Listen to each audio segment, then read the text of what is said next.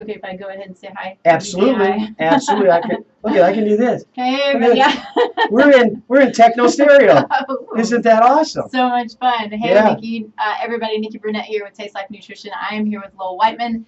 We are talking about fun festivities during the summer, as well as the food that's involved, mindful eating, and all of the fun things. How much should I put on my plate, Nikki? And what should I put on there? Listen to your body. Oh, okay. Well, we're going to talk about that. We will talk about it.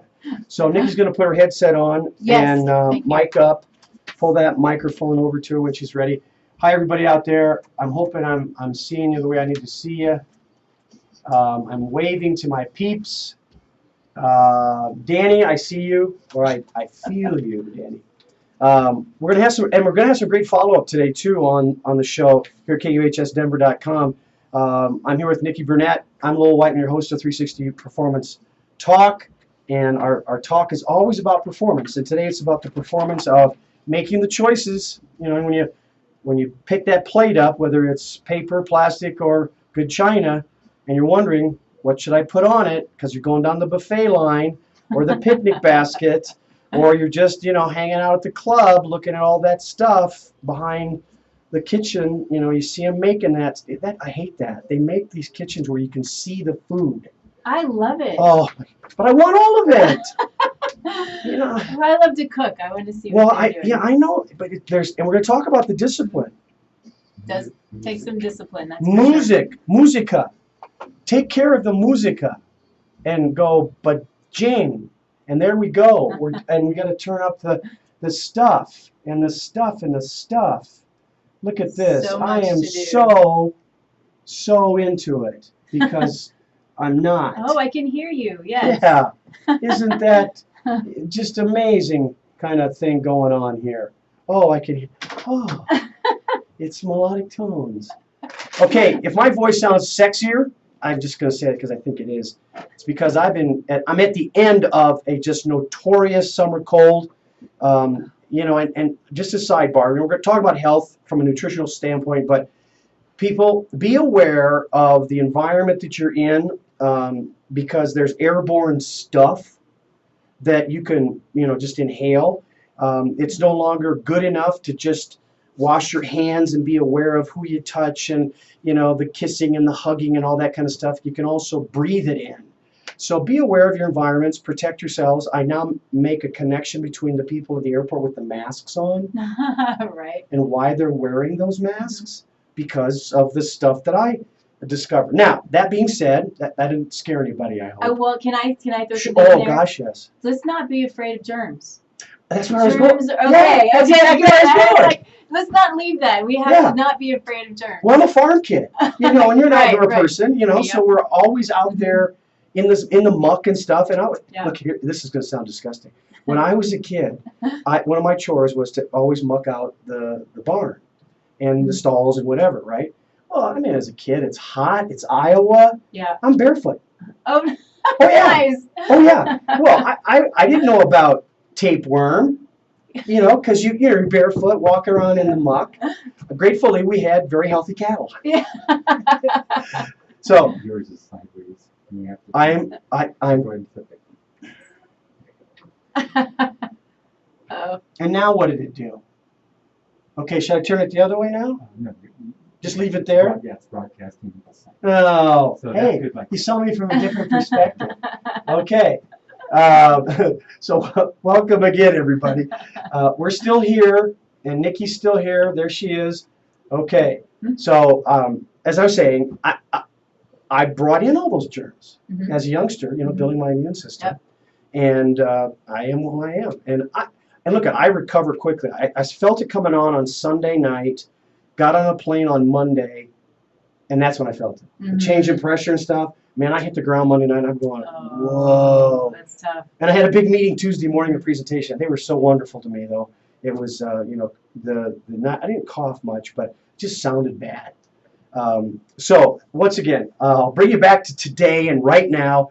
We're here at KUHSdenver.com in wonderful North Glen, Colorado.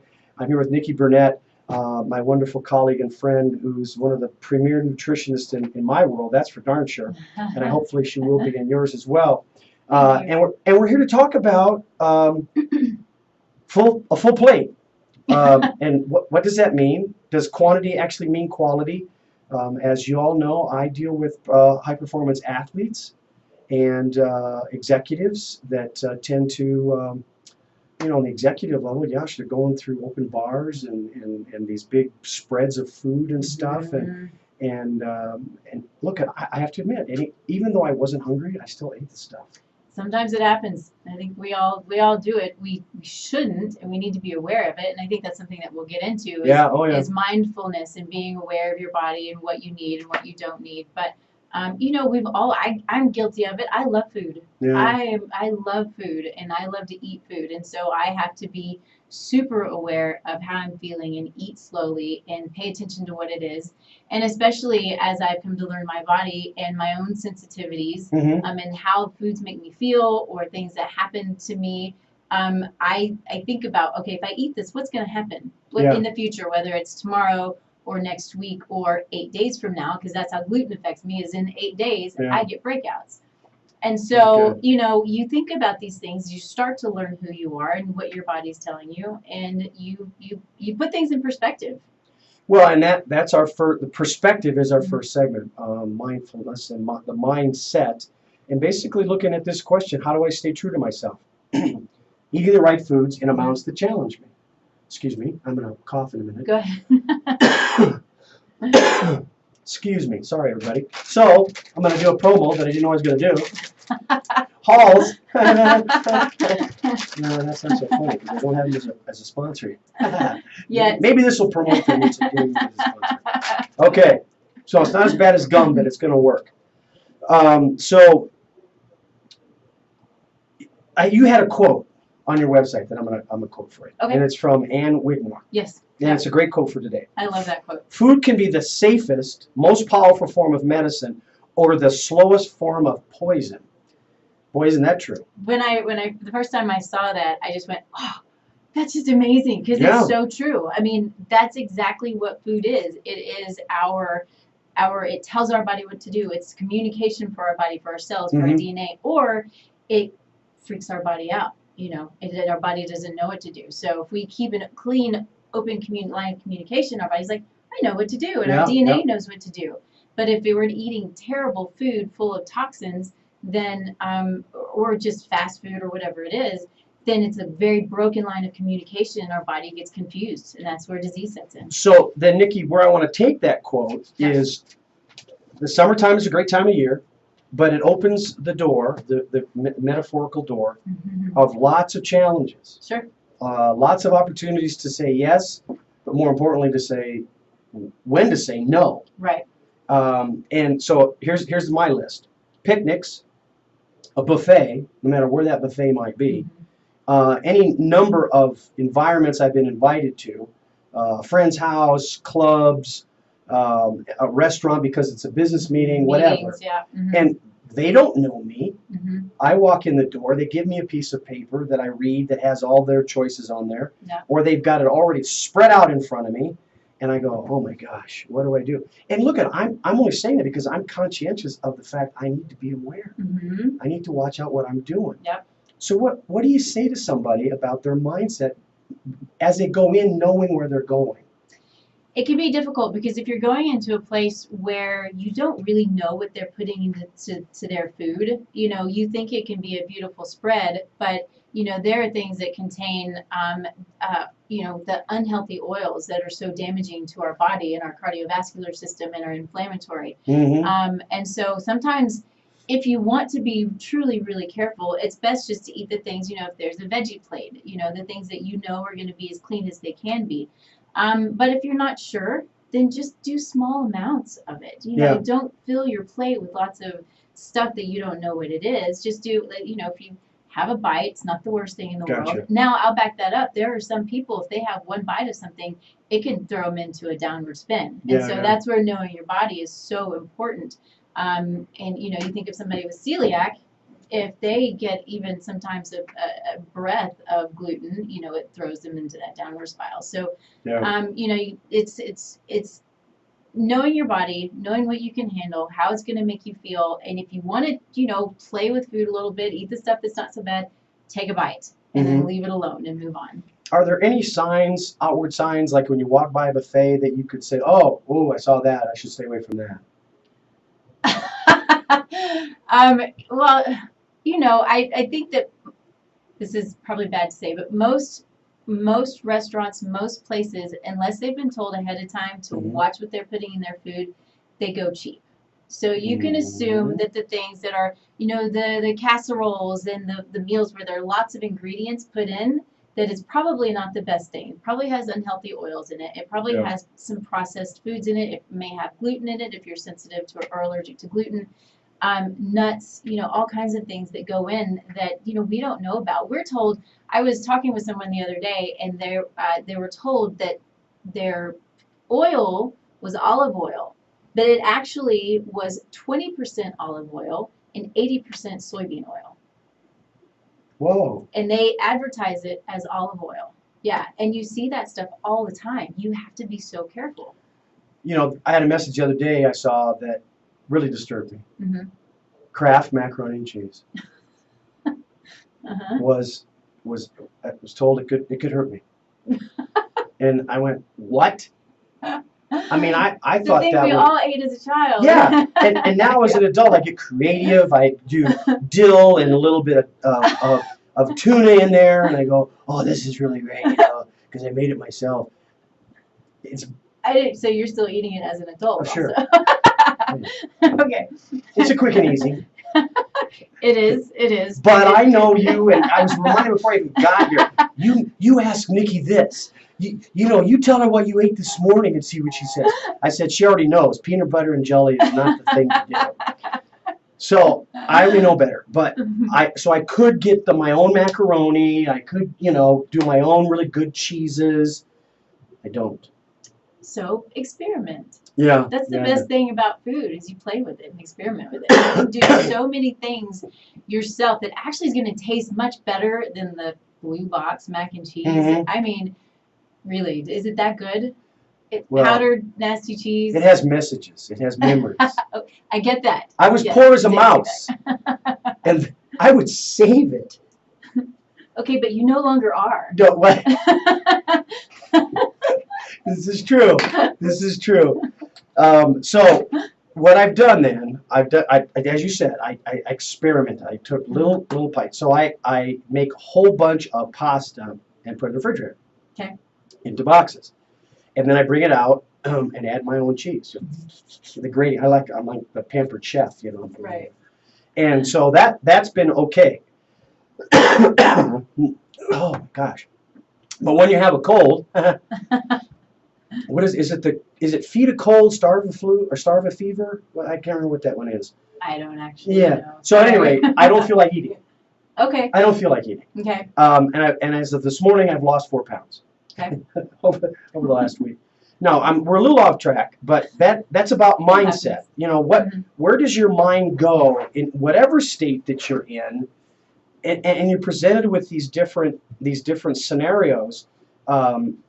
So are you saying that it might be better to be a grazer, take little pieces rather than just, here's the plate, go through the line, pile it all up, or put it whatever portions on there you want? Or should I, if I'm having trouble with the discipline of my mindset, should I just be a grazer as a lifestyle choice? So I think we're talking about two different things, because if we're going through a buffet line, or if you're at a barbecue or whatever the case may be, taking your small bites of things that you probably are not going to benefit you, that are not nutrient dense, it may have a lot of sugar, but you still want it because you're at a party and it's social and it's fun. It happens, right? So that's when you take your small bites. Okay. So when it comes to being a grazer as a life choice or a dietary lifestyle choice, I have a few clients, very few, that need to eat pretty regularly throughout the day. But I would say that most people you don't need to graze, because what happens, I think that biochemically we are meant to have some emptiness, Yeah. So what that can do is it can help push out, potentially if there are parasites or if there are bacteria that are in the wrong places in the GI. it can help to push them out. And so you start to think about, okay, so we have that. We're now getting lots and lots of research on intermittent fasting, and then fasting, just fasting, and how beneficial it can be, as well as calorie restriction. And I say calorie restriction very carefully because we want to do a very planned out calorie restriction if we're doing intermittent fasting or any kind of fasting. And there's a very careful way of doing it. Straight calorie restriction is a really bad idea. And is because the types of calories will impact a lot of things. I mean, energy levels, cardiovascular situations. Sure. I mean, but I get that in a general sense, calorie restriction, because there's actually groups of people that are minimalists. Oh yeah. In what they eat as a way to and it's not weight management. It's just a lifestyle that makes them feel better. To the point you made about the emptiness, you know, kind of helps clean the things out. Yep. And I'm guessing those are people that they don't need to do a cleansing routine. They're already kind of in it. Probably. Now, is that the best way to go? You know, I don't know. Yeah. But that's where I go back. I always go back to genetics. When I work with clients, I look at their genetics, and there are some things that give me an indication of, you know, the macronutrient intake that they should have, and the types of macronutrients and the amounts and that kind of thing. So we're all different. You know, if somebody is a minimalist, you know, maybe it just is suited for them. I probably don't believe that that's the best thing for most people. But you know, we're all unique, right? Well, science has a tendency to support you. I mean, from the standpoint of just nutritional value that's required for certain aspects of your body management, you know, cardiovascular, structural, muscular, I mean, all the things that fuel all that kind of stuff. As we come to the end of our first segment on mindset, I want to end up the segment more by asking you this question. How should my friends and family help me with this? Because I've been told that, like years ago, when my daughter or my wife were on a diet, and they'd say, well, why are you putting that on the table? You're just challenging me. Why would you do that to me? You know I'm on a diet. I go, okay. So that's an extreme example, but I mean, I've got guys at training tables that they get chastised by their fellow players because their plate isn't big enough. Oh. Not enough, because they're thinking calorie, bulk up, but not with any quality thoughts to it. Right, and that's a problem. So how do we manage that set of not reinforcers, that energy that's pushing me a little bit? So, like support. You're talking about support. Yeah, or the lack thereof. Right. I think it's one of the most important things that there is, mostly because of what I've seen when people do have support. And you know, having that support can give you motivation and want to continue moving forward in what you're doing. And if you don't have the support, you just get mad and you know, you don't continue. And an example that I have, I love this so much. I have a client who has been overweight for a really long time, and has tried to do this on his own and has had a difficult time, and you know, he travels a lot. So at this point, he's in a place where he has a roommate, both traveling for work around, and his roommate also wants to lose weight. So they start working together and supporting each other, researching nutrition plans, going through the whole plan that I have for my client. And they have had the best fun and the most success in 4 or 5 months. He's lost 40 pounds. Oh, nice. More than 40 pounds. Nice. And he is exercising, and he's motivated. And then once that point comes where the job ends and they need to part ways, you have those habits that are set in place, and the feeling of feeling good, and the inflammation going down, and the energy going up, and things like that. And so that continues the motivation. Love that, the continuation part. But the key is finding the spark. Yeah. In his case, it was a roommate, and you know, and support, and the strategy. I mean, you gave him a strategy. Sure. So it sounds like reinforcement, regardless of where that source comes from for the reinforcement. Right. But does it also mean taking ownership of your message and sharing that with family and friends? And you know, this is an extreme statement, but back off. I'm not going to do that. Don't feed my addiction.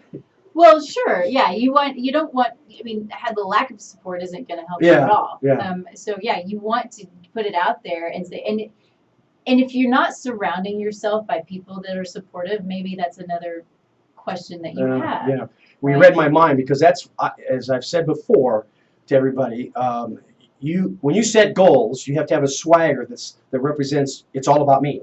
Mhm. So until you take ownership of what strategy you gave them or whatever goals and strategies you have, your ownership of that is exemplified by you telling others. It's true. Here's what I'm going to do, Mhm. and here's where I've seen you conflict with me. You constantly, mom, you constantly tell me, eat my beans, Yeah. or clean your plate. You know, there's people starving. So bad. Oh gosh, yes. So I said, you know, so we have these paradigms that we've gotten from our youth, and now when you learn the things that are going to fit you, Mhm. stay true to them, be accountable, and manage your Right. expectations Absolutely. to those levels. Yep. Okay, so that ends our first segment on mindset. Once again, a reminder, everybody, we're on KUHSdenver.com, and you're listening to 360 Performance Talk. I'm here with Nikki Burnett, nutritionist par excellence. Ooh, so Yeah. fancy. And we look in the background. We have this wonderful little I little thing. love it. It's about her, but not her. No, People that are doing things. And Taste Life Nutrition. What a better segue than that. I mean, look at that. In Wheat Ridge, Colorado. It's awesome. So, good morning, everybody. Good morning, Shannon. And Shannon, you know that you have trouble pushing away from the plate. Manage your plate, Shannon. You know that because I've known you since you were, and you're doing better because you're a dad and you work really hard. But remember what you need to do. So I'm gonna throw a wave out there to you, buddy. Have a good day today and a great weekend. But anyway, I also want to remind everybody that we have. I'm still not. I'm encouraging them to sponsor the show because they should. This Germ Block Health, AvCare. Go to AvCare, their website, and take a look at the products there at avcare.com, AVKARE.com. This is a non-alcohol bacterial cleanser and I love this. Clip it to your scrubs, carry it around. Nurses love this. And because it's alcohol-free, in hospitals, they can carry it anywhere they want. If it had alcohol in it, it can't go in the surgical center. Yep. Can't go into the pediatrics. Mm-hmm. So it's got to be alcohol-free. This is awesome stuff. Have I Easy. given you any of this? I don't think so. There's yours. Try that. That's it. It feels like a lotion. Okay. So there's no drying of your cuticles or your knuckles and all Okay. that kind of stuff. That's nice. And they've just come out. It will be coming out soon. A new product that is biodegradable, which means that the sales guy talked to me the other day. He put it in his mouth and gargled with it. That's how safe it is. Okay. But still with the same germ killing. But it's for bathrooms and locker rooms and that kind of stuff. This is the hand sanitizer. But don't overuse it. We need bacteria. Oh yeah, exactly. Well, and what's interesting when you look at the specs on this, it's more, in some cases, I would call it more scientifically a bacterial neutralizer. Okay. So it can't propagate itself to other areas, rather than totally Okay. getting rid of it. So yeah, I'm excited to look at it. yeah, it's really good stuff. So that's for you. Perfect. Thank you. I'll put it on my scrub. So that's AvCare. Keep lobbying. We want them as a sponsor on 360 Performance Talk. Our next segment is skills, and one of the things I'm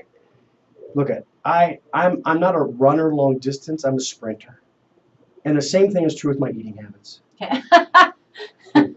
I'm a sprinter. Okay. Yep. So I have trouble with pace, Mm-hmm. and I'm wondering how significant that is. Starting narrator, 28. Nikki Burnett Taste Life Nutrition Wheat Ridge Co. Nikki Holy- Burnett Taste holy- Life Nutrition holy Wheat Ridge cow. Co. YouTube. What is Nikki Google doing? Chrome Paint. Wow. Finally did. Help me. Help me. What Was that happened? supposed to happen? No, I think it was my aura. My electronic aura. That was so fun. Yeah, that was good. The gremlins are segueing into the show. I love this. Call Nikki. Yeah, they didn't get enough. They wanted more, and they just preempted us. Oh, Whatever. that's good stuff. We're back to talking about pace, which is a skill. This is a segment on skills where we talk about creating a vision for yourself, creating an understanding of your timing, and envisioning where you're going to go. Like in the mindset part we talked about, hey, I'm going to go to this event. What do I need to know? How do I need to prepare myself? Well, once I get there, what skills should I be using to stay on task within that particular environment that I'm in? So for me, it's pace and timing. Now, will that, I know how fast I eat does affect my nutritional skill, but expand on that for me, Nikki, about, because I don't want to offend anybody. I'm at their picnic, you know, they do this great spread, and I'm a dessertaholic, so I want to go to the end of the table rather than the beginning of the table. Dessert first. Yeah, it's so challenging for me. What can you say to me? Well, a couple of things I would say. First, it takes and we've all heard this. We've heard this since we were kids, that it takes the brain longer than the stomach to realize it's full and to send those signals. So we get to a point to where we're eating and eating and eating, and we're bloated and we're and then 20 minutes later we feel even worse. Yeah, right. There. Yeah. So have I. Yeah. And it stinks. I hate it. But the food is good and you love it. So there are a couple of things. It's slow down. Yeah. Slow down. Okay. So give the body a chance to adjust to the food that's in it. Okay. And there are a couple of things that I do that I've noticed for myself is if I eat small amounts and then go away, like smaller amounts where I'm not even close to full, but I go away from. Is that amounts or bites? Amounts. Okay. Not bites, just amounts. Amounts for me. We're all different. Okay. And so I can take the small amount and take it in one bite? I wouldn't. Just qualify. Smaller bites. Okay, thank you. Smaller bites. Okay. But I move away from the plate or I go somewhere because I'm in a hurry and I need to leave. Yeah. And I realize that in 20 minutes, 30 minutes, an hour, I'm full. Okay. And I'm very comfortable. So I challenge people to eat till they're comfortable, walk away, and then pay attention for the next 20 minutes or 30 minutes and see how they feel. Okay. Because your brain is able to catch up to what's there, and you'll feel full. And if you're not, then go have another couple of bites. That's fine. Do liquids supplement that not staying full, but kind of filling in the gap where you don't really feel full from what you just ate? I think it can. Well, so I would say two things. For one, drinking while you're eating is not always the best idea because it can dilute enzymes. But drinking water before you eat, and sometimes feelings of thirst could seem like feelings of hunger. Does that make sense? So if you're not drinking enough water, you may think you're hungry when actually you're just thirsty. Gotcha. So drink some water, eat your food, and eat slowly. And I would like to throw in there too how important it is to be really mindful about your eating and slowing down. I keep hitting the microphone. That's okay. We'll do this. Oh, better. Go like that. Except it's in my. There we go. Don't do that. So, food eating when we're in what's called a sympathetic state, which is a fight or flight state. Yep. So if we're eating fast, we're eating while we're working, we're eating on the go, those can really affect the way that we digest our food. We actually don't digest our food because it takes the blood away from the core and to the extremities. The extremities. My words aren't working. It's all right. Gotcha. And to the extremities to run, to do the things that we're supposed to do, to lift the car off the person, whatever it might be. Yep. And so there's no blood there, not enough blood there to actually break down the food and allow the nutrients to be absorbed and utilized. And so taking your mind away from what you're doing and to the plate and to the food and appreciating it. This sounds a little bit hokey, but it's true. Smell it, appreciate it. If you pray, say a prayer over it or meditate and eat it slowly. And I mean, like I said, food is good. We want to enjoy our food. And what it does, it's a biochemical transformation in the body that brings us into that parasympathetic state, which is a rest and digest state. The blood goes to the core and it has the ability to do its job. So really important biochemically. Based on what you just said, I have a greater appreciation for the paramilitary. You ever seen a Marine eat? Oh, I think you've talked about this before, Okay, because they have to. Yeah, it's awful. Well, exactly. And yet they still accomplish their task. Their mission is, and yet you're saying that a lot of that effort in the way they eat, the way they consume energy resources is contradictory to what they're utilizing it for. Right. Or my athletes, for example, training tables. Coaches give them a finite amount of time to eat, or we're on an agenda. Yeah. Like a pregame, this huge meal. Right. 3 or 4 hours before, granted, but it's still in a short amount of time. So the mental side of things.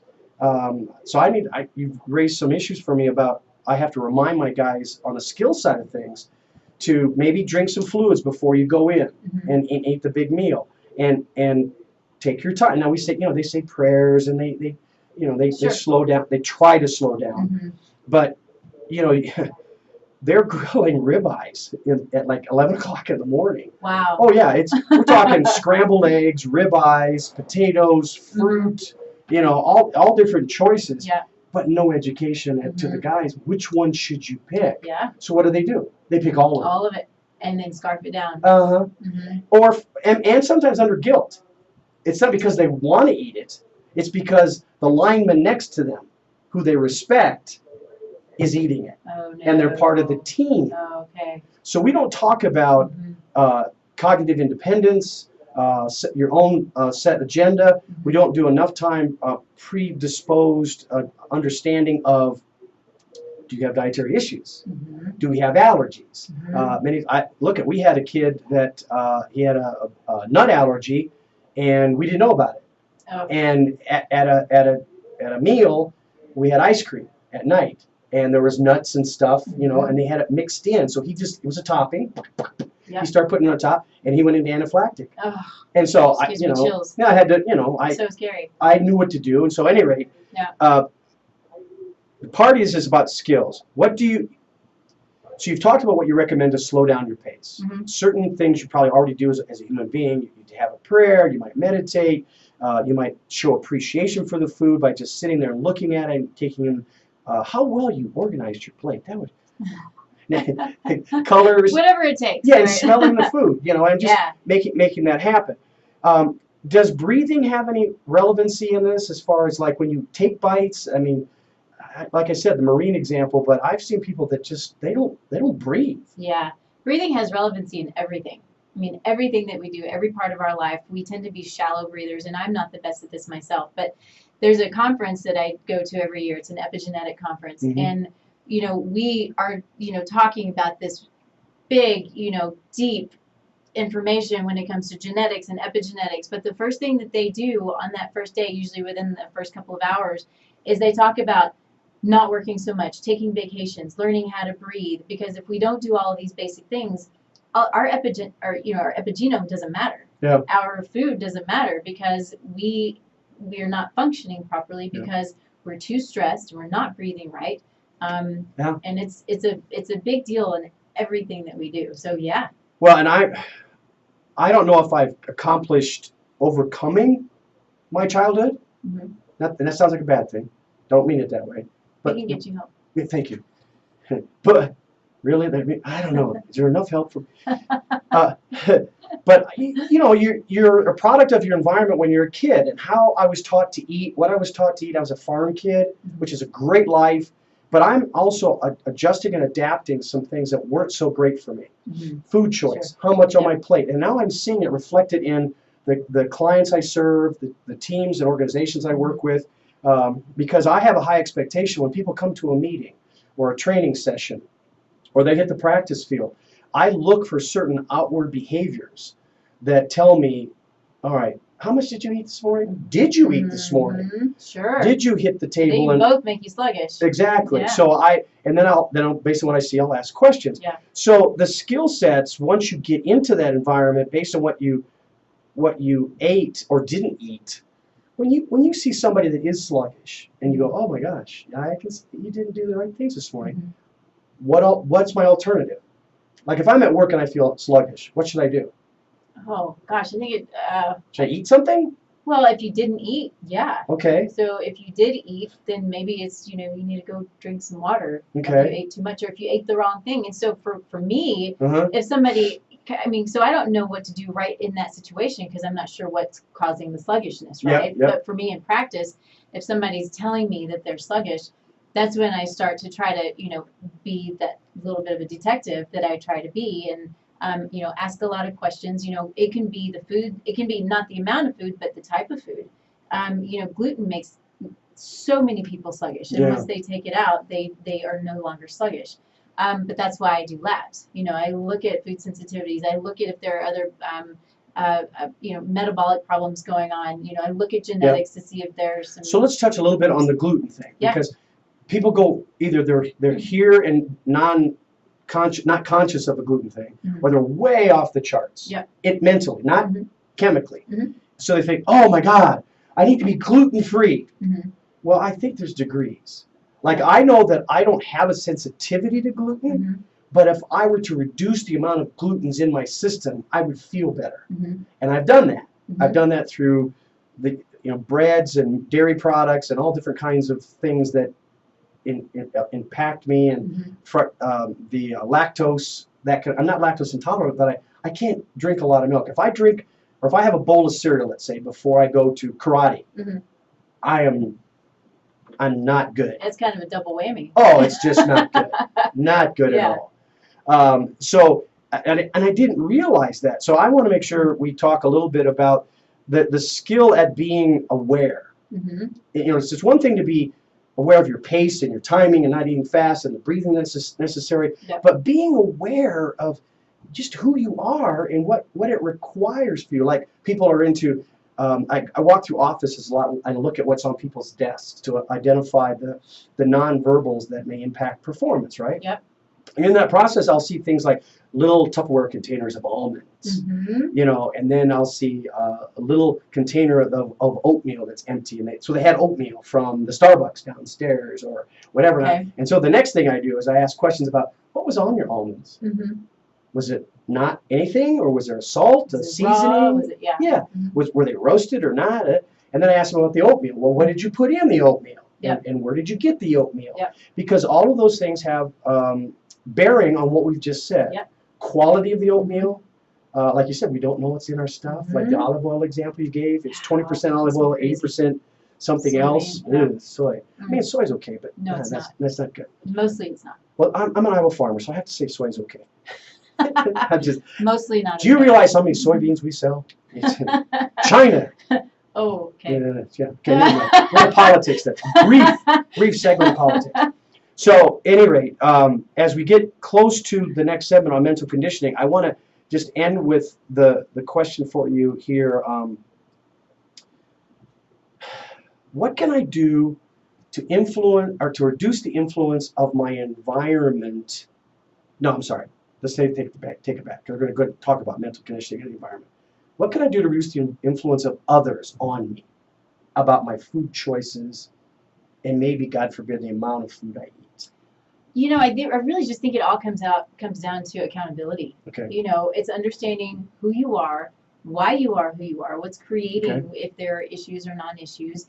If, and understanding, are you eating too much because there's a leptin intolerance, which is what tells our body we're hungry. If we're resistant to leptin, we don't know it tells our body we're not hungry, sorry. So if we are leptin resistant, then we just keep eating because we don't realize that we're not hungry. I see this in labs a lot. So, and it's also understanding who you are genetically.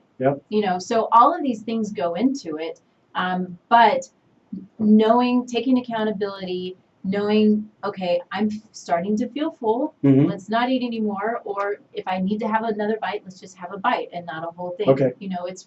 We have to take care of ourselves. Nobody can do it for us. So that's a great segue to promoting you. Oh, great. Okay. I like that. Exactly. So you do, in your practice, you get lab results. You're a scientific person. I know that about you, even though you're some people may misunderstand that. Nikki's not just a nutritionist. She's a very detail-oriented, comprehensive nutritionist that wants to know and understand who you are before she takes one step forward in analyzing or recommending anything to you. So you are a person people should see to know themselves. Correct. To get the labs done, to really, so you work with physicians to make that happen, or can you do them on your own? I do them on my own. I have accounts with certain labs Okay. where I have the ability, I have the proper certification to have the ability to order a lot of labs. There are certain specialty labs that I don't and can't order, and that's okay. I don't need to do that kind of thing. But I'm happy to work with doctors. There are sometimes, that some of the labs can be covered by insurance, and so I will send them to their doctor, say, do this. I'll give them the list of what I want. And that's covered, and that can save a good bit of money. Yep. And so that's my goal. I don't upcharge for labs. I want the labs done because then you come to me and like, okay, we have this amazing amount of information that we can start putting pieces of the puzzle together and figure out what we need to do. Well, it sounds like if it gets clinical, you have data to supply the physician to really expedite the process. Yeah. Is that something unique to you, or is that a general kind of status for the type of nutritional work that you do? So I'm a functional nutritionist, and I believe, it stems from the practice of functional medicine. So functional medicine is it's a very systematic approach to working with the body as a whole. Okay. And so I'm not in medicine, but it is this along the same lines. And so there are more and more functional nutritionists, I think, out there, but not everybody does it. Not everybody wants to do it because it is really detail oriented. Well, it doesn't. Not that it takes a certain number of credentials, but you've got the credentials that make it happen, and not everybody has those or the experience that backs those credentials up. Right. Like you've been in the hospital environment before, right? Yes. Yeah, sure. Prior to nutrition. Right. Yes. And have you been in the lab, the scientific area as well, whether it was in college or in the hospital? In college, I have my master's degree in science, so I did some, you have to have some lab work there, and I, worked in vet clinics and, did some, reproductive work and that kind of thing. But so not not truly. Okay, I don't want her to diminish this. Okay, people. This is something that's, to me, is very important. As I look at resources that I recommend to people, and I recommend Nikki quickly and wholeheartedly, because she has that detail orientation at a level of experience that makes it legit. And I think that's what people need to know. They don't need to know it was science and it was test tubes and petri dishes and all that kind of stuff. Right. Yes, that's part of it, but it's legit. It gives you good results that I've known from working with Nikki that she makes it, she communicates it to you in a way that you understand it. So that you can have a young man, like you said, that has had that result for himself. But at the same time, you've got people that don't necessarily need to lose weight; they just need to be healthier. Yeah, I have a few weight loss clients. Most of my clients are chronic. They have GI issues that they can't figure out. They've got autoimmune conditions that they don't know why, and it might be blood sugar problems. It could be fertility. It could be cardiovascular. What about mental disruptus? Mental disruptus? Yeah, that's what I have. It's just I'm constantly thinking, and it's disrupting. So we can work on that. It could be the gluten.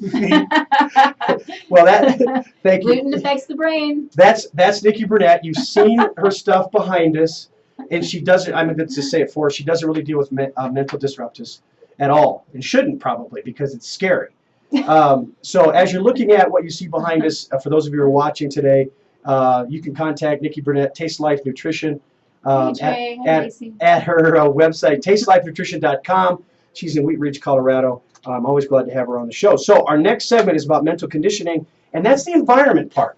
The environmental influences on us. And in our theme here, we're talking about picnics and cookouts. And all of the good things. Oh, yeah, they're great stuff. And in great environments, family reunions, at God knows where, across the country. Yeah, we're having ours in a couple of weeks. But there's some negative food behavior that goes on there. Because Grandma brought her special peach cobbler, or Auntie Jill, brought in this huge casserole. And even though I trust Auntie Jill, I really don't know what went in there. Right. So do I ask her when I get to the environment? If I come in there with the headset full of ideas that Nikki and Lowell gave me, what do I do? So there's these environments, these pressures that the environment itself brings upon me. What do I do? We're coming to a time where people get really frustrated with people asking so many questions, but I think it's a matter of taking responsibility for yourself. I think that asking the questions because you want to be healthy, you want to take care of yourself. Yeah. we shouldn't just assume that, people are going to care that we want to know what's in their food, because we want to be healthy. I want to be healthy, so I'm going to ask, hey, what's in there? I can usually see if there's cheese in it, but Yeah. you usually can't see if there's gluten in it. And so I just ask, is there gluten in it? And we take responsibility. We are our own caretaker. So do you think I would offend Auntie Jill if I walked in with a sandwich board that says, is there gluten in there? How much phosphates do you have in that wine? They would probably not like me too much, would they? I think it depends on the person. Okay, Auntie Jill will not like me. So, well, then you don't eat it. Okay, because and that's what I do. So food, Mm-hmm. which is like bites of stuff, Mm-hmm. is different than the beverage category. Sure. And I mentioned phosphates in wine. Sulfites. Yeah, well, and there's phosphates and sulfites. Right? There's different preservative combinations. Mm-hmm. And so sulfites are the big one that really hurts me. Mm-hmm. Then you're going to have to get an EpiPen out for me. Histamines. And that's come out of aging, and so it's changed over time. Could have been because genetics now. Well, it could be over consumed wine as a youngster that kind of Okay. lowered my tolerance. Mm-hmm. So I found a filter. You can get a glass filter to pour your wine through, and it takes out the sulfites. Stop it. Yeah, and a colleague of mine. Where's my phone? I need to go. Yeah, a colleague of mine. You could get it on Amazon. And it actually is the size of the glass top, and you pour the wine. He got it for his wife because she was allergic to sulfites. Really? Yeah. So any of those bottles with the screw tops? That's what needs to be promoted on the show now. Yeah. Well, so I found that, and because I like wine, but I haven't drank a lot of wine over the years, because now even the corked wines, because they want to increase their distribution, put sulfite preservatives into the wine so they can have it on shelf life. Mm-hmm. Well, I might love your vineyard, but I'm not going to drink your wine unless I go there, because you're not going to have it in the wine at the vineyard.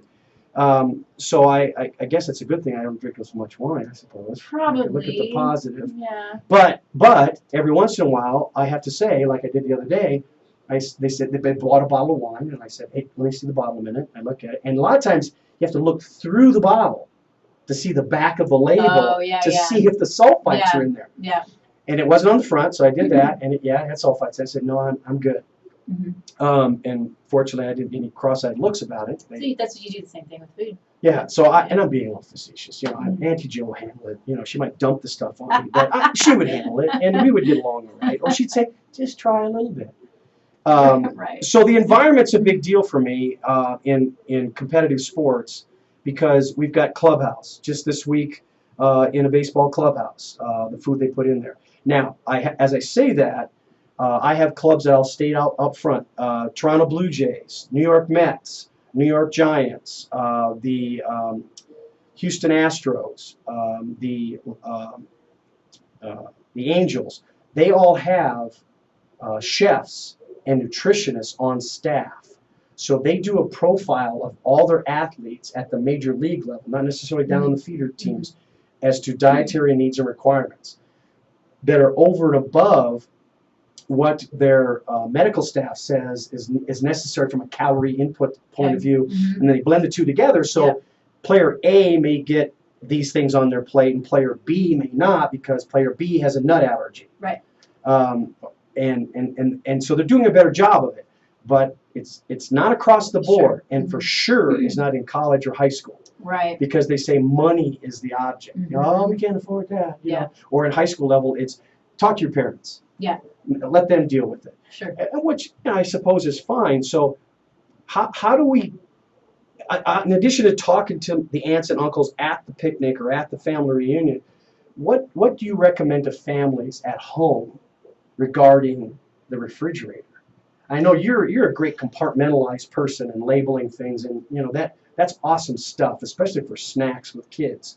But what do you recommend for families at home to take care of their environment, make sure it's ready to be healthy? So one of the things that we've all heard, but I think it's so true because I'm super guilty of this, is going to the grocery store hungry. I've done it, and then I just grab everything. So I'm like, Yeah. and then I'll take it out of the car, and when I'm in the car, and I'll eat it in the car. So I'm like, I'm hungry now. And That's like food monopoly.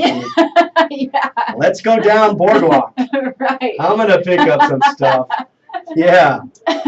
So it really is important though not to go to the store when you're hungry, because then you are, my blood sugar, if it drops, I just get shaky and weird, and and then I get mad. I'm one of those hangry kind of people. But then you have the ability, right, to choose the right foods, because you're not going to choose a bunch of snacky stuff.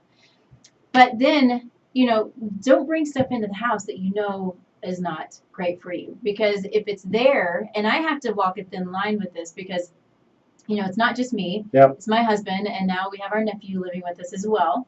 And so, we're all eat a little bit differently. Yeah. I'm, of course, the crazy nutritionist, and, people need snacks. So I'm just aware of the type of snacks that I bring in the house. So I don't do the everyday grocery store chips. I'll do the non-GMO organic chips, and I'll be careful. I try to have them cooked in coconut oil or something like that. So they're still chips, and they're snacky, and they're delicious, but So it's not trash. how has your organization of that changed in the cabinets and the refrigerator related to the 3 players in the house? Well, the nephew just joined us. It's been less than a week. Okay. So we're still working through that. But the organization, I try to put snacks all in a place. Okay.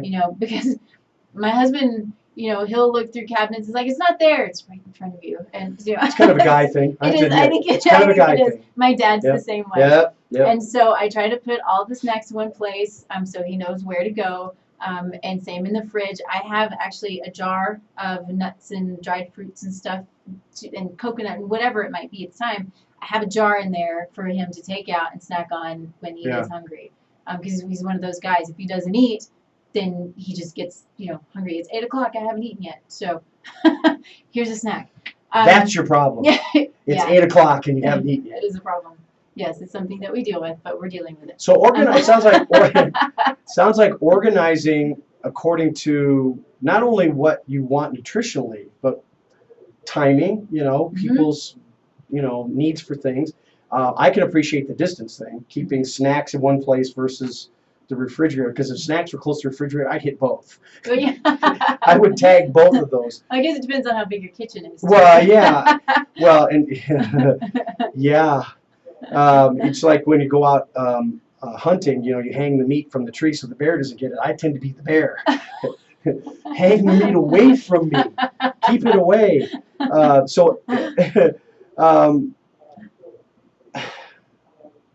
The environment in all the worlds that I work in is never enough of a conversation. It's never on the first item of the list about how to organize our space. And yet, when I go through stores like Costco and see the container aisles, we don't have any excuses about organizing. There are so many cool containers. Yeah. Push button lids, vacuum sealed, really cool looking stuff that you can clamp down the things. So we don't have any excuses. So if you were to design your ideal space, what shape would it be, and how would you organize to what you said a minute ago about snacks versus primary food groups, the refrigerator, those areas? What would be some primary considerations you'd want to make? What you're asking me is to be an organized person. Okay. So I have some organization, but I am not the best, most organized person in the world, and I don't usually give advice on organization. But this is a good exercise for you. That's funny. Listen, I have a great organizer. She and I could come on together. Yeah. We have a new segment. There you go. Yeah. Food management. Or no, food space management. Where do I put this stuff?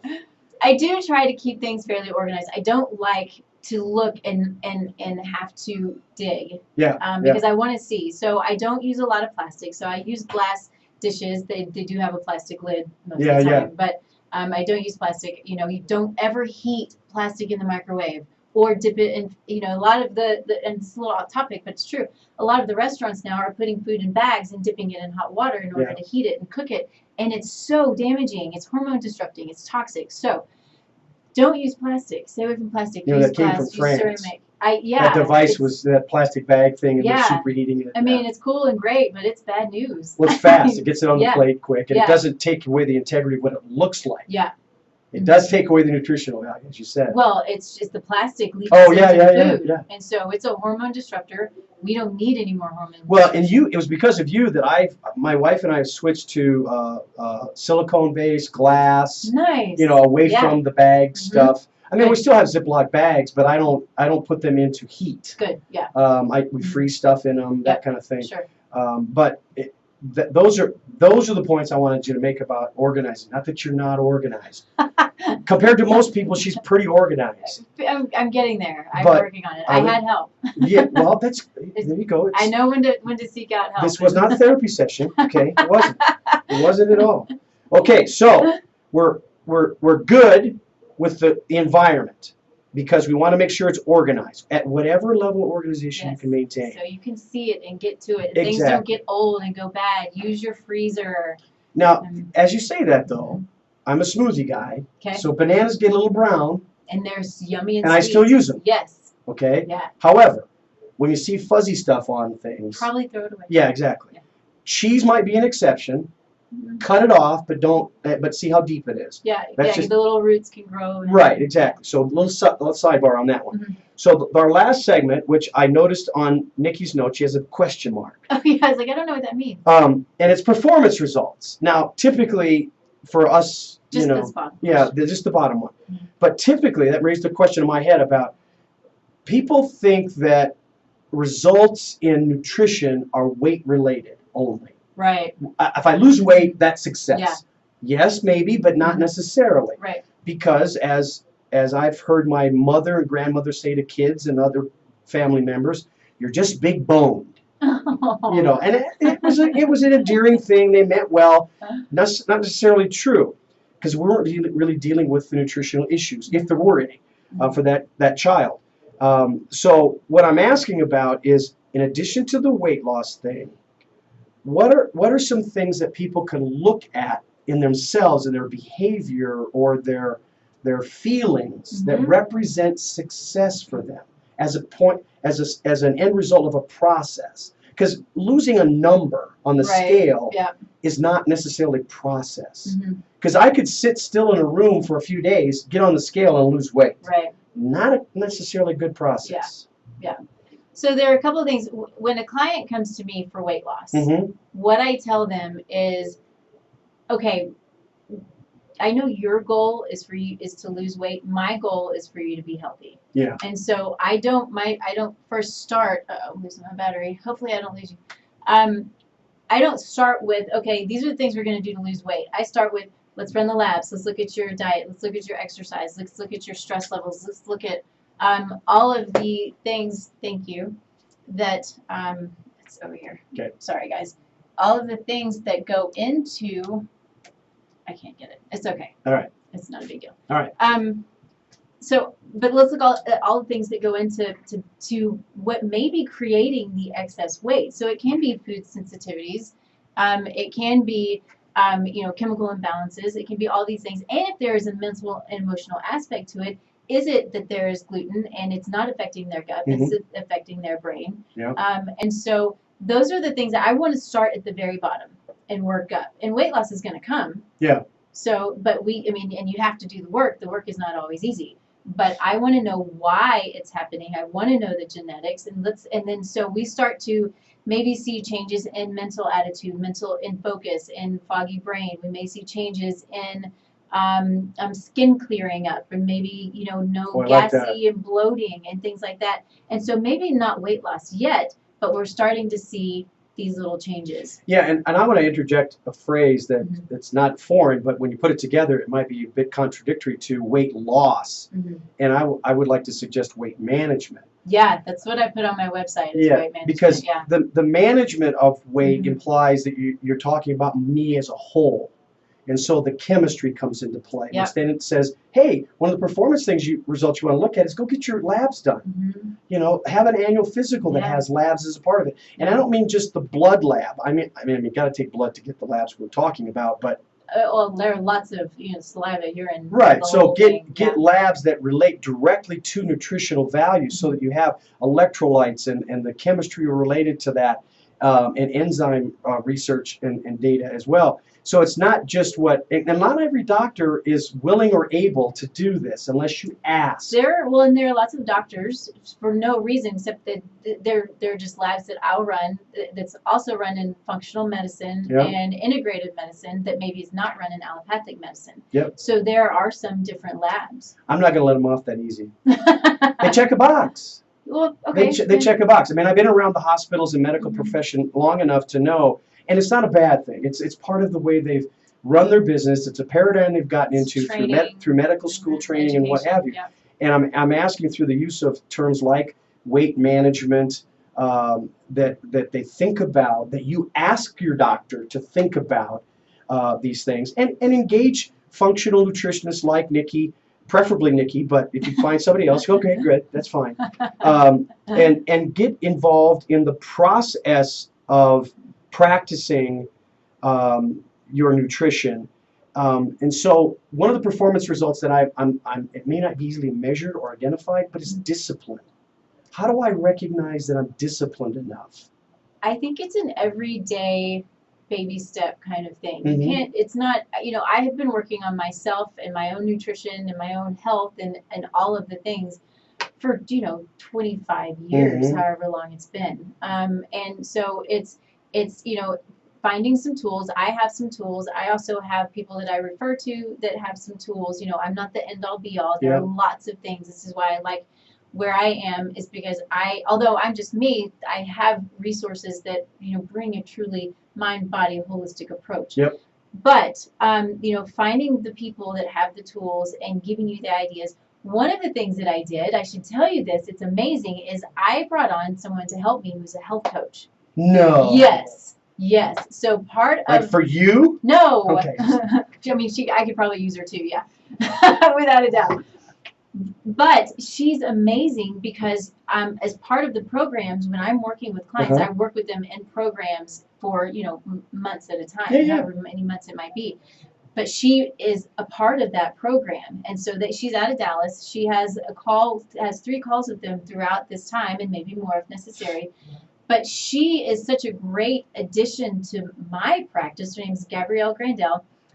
She is with a clinic in Dallas, an amazing functional medicine clinic in Dallas, called Living Well Dallas. And I have to say it just because it's a great group. That's good.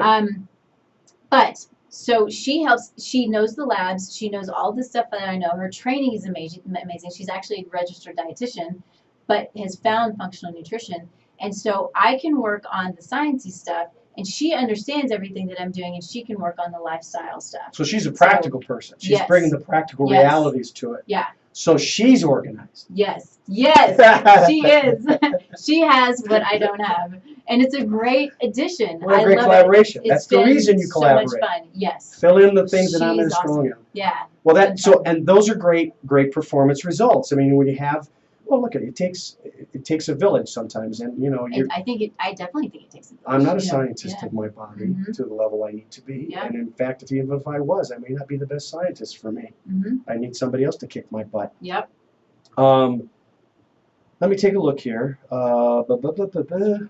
Okay, so as we get down to the last few seconds of our time together, I want to just make a couple of notes for the future. Next week, we're going to Bandimere Racetrack, Bandimere Raceway. We're going to broadcast our show live from Bandimere and talk to some of the most gutsy, courageous performers on the planet, because they're going at 300 miles an hour on a quarter-mile track at altitude. Now, at altitude, they're not going to hit 300 miles an hour a lot here, but they're going to get close. But it's still going to have 6 G's of force going against your body. What do you eat to prepare for that? Yeah. I have no idea. I don't want to eat a lot because I'm going to vomit into Yeah. my helmet. I'm not sure. And I've only gone I'm not into a speed car girl. that didn't go didn't give me 6 G's, it gave me about like 2 or 3 in those cars. But I'm going to talk to the John Force Racing Team. I'm going to talk to Tony Pedregon, not Tony Pedregon, Tony Schumacher. Tony Pedregon's in the booth these days. His brother Cruz Pedregon. We're going to try to talk to them as well as John Vandermeer and the Vandermeer family that runs that track out there. That's what we're going to do next week on the show. Fun. Yeah, it's going to be a great show. Yeah. It brings back some old memories. Not old, but yeah, well, they're old, I guess. But people I've known for years. My son was in the industry for a long, long time, which is why I have those contacts with those people. Please join us on the Facebook Live report that we're going to bring out. Come visit us, Janice, and everybody out there. Thank you for showing up. A wave to you from our Facebook Live. And our Ustream viewers, our international viewers, by all means, you are getting involved in the racing scene. I know that there's a lot of good racers in the international world that have come here. Australia is represented here. Saudi Arabia and the Arab Emirates are represented in the NHR racing. I'm just looking forward to that show. So thanks again, Nikki, for being here. You. That's always fun to be with you. It's always fun. I love coming in. I want to get you on your own regular show here. I mean, you got to. No, we talk about it. I need to do it. Let's make the decision to get that done. Okay. So, everybody on Facebook, we're going to punch the button, say goodbye to everybody. Guys. Thanks, guys. Hey, Ashley. Good Have to a see good y'all. one. Now, our Ustream stuff is still live. I'm going to take my headphones off and bring us back to some music so that you guys can listen to that and turn down the pods. So Ustream is still working. We'll cut the music back on and rock and roll. Let's go with No More Lies. Here we go.